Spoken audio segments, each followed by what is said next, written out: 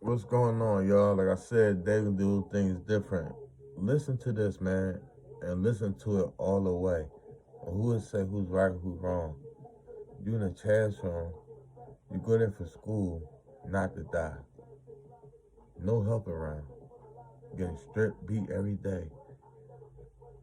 But you shoot them, then they make you menace society because you black. But when they was beating you up, there was blood and, every day.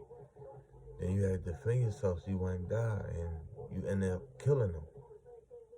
Listen to this story, man. Had to bring all this. We're about to get into it. Hold on.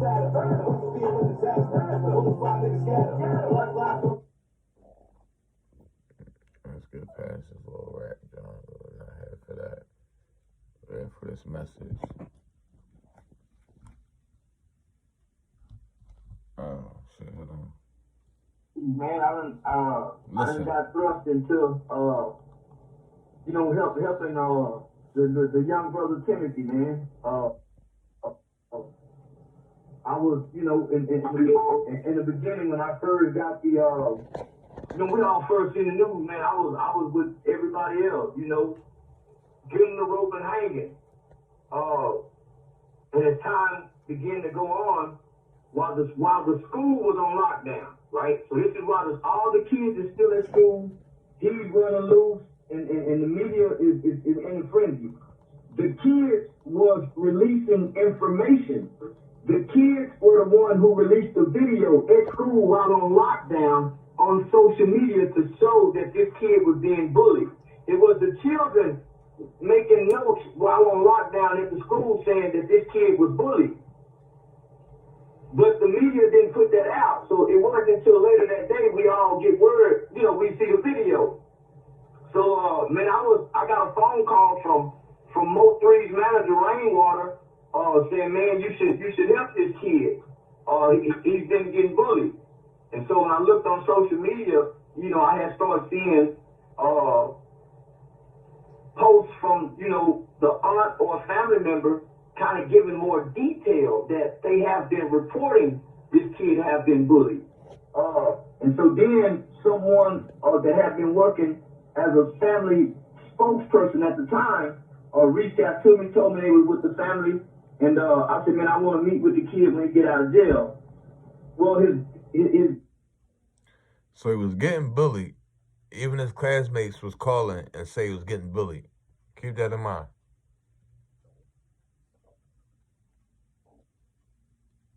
bond kind of got held up a little bit, and so I met him down at the jail, and that's when I met the grandmother, I met the stepfather, I met the aunts, I met the whole family. Then I got to meet the kid, man, and so I got the story, right?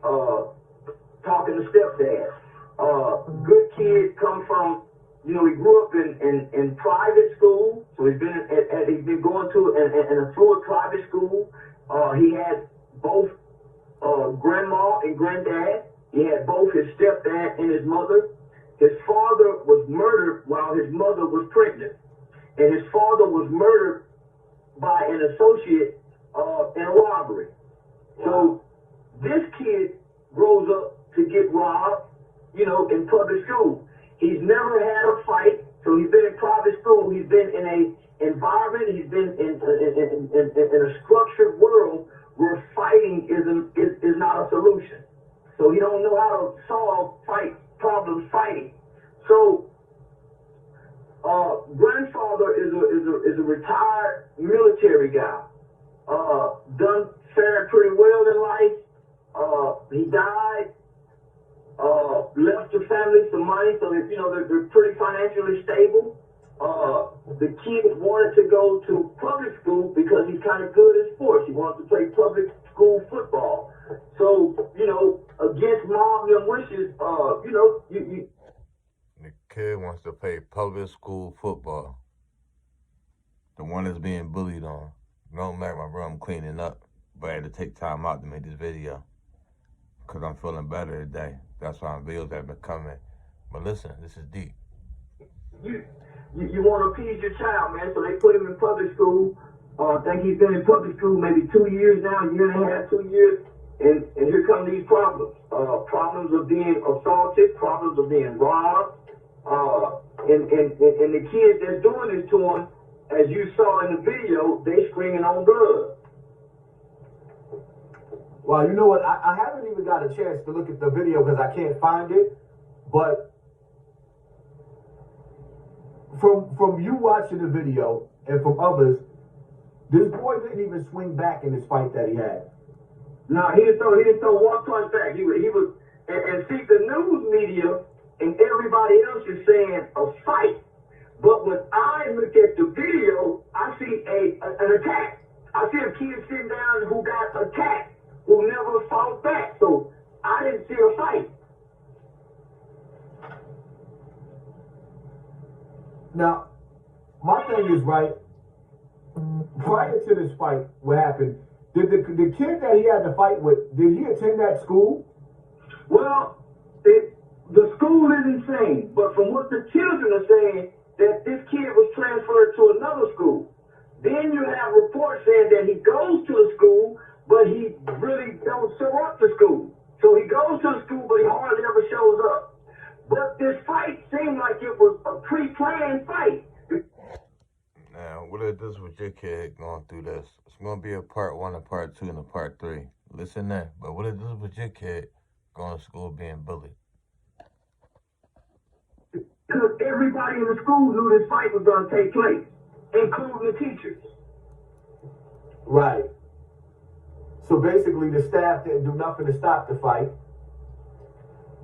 From what I understand, prior to this fight, this young boy was robbed by the same crew of kids. Yeah. At gunpoint.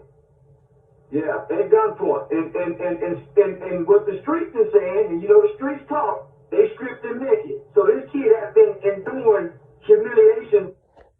They stripped him naked. The gangbangers, like one of these dudes. These bloods, so-called on bloods. The kid is a frail-sized kid, real small. I asked his dad because I had got the reports that he beat up the aggressor's brother, and that's why the kid came into the class and jumped on it. The dad said, man, the stepdad said, man, he had not one fight. He been taking ass whoopings. He ain't been ditching none out. Did the family go to the authorities about this case? Yes. Yes. I'm not going to throw it out there like I always stay out there. Cops are crooked too. Y'all believe me? Listen.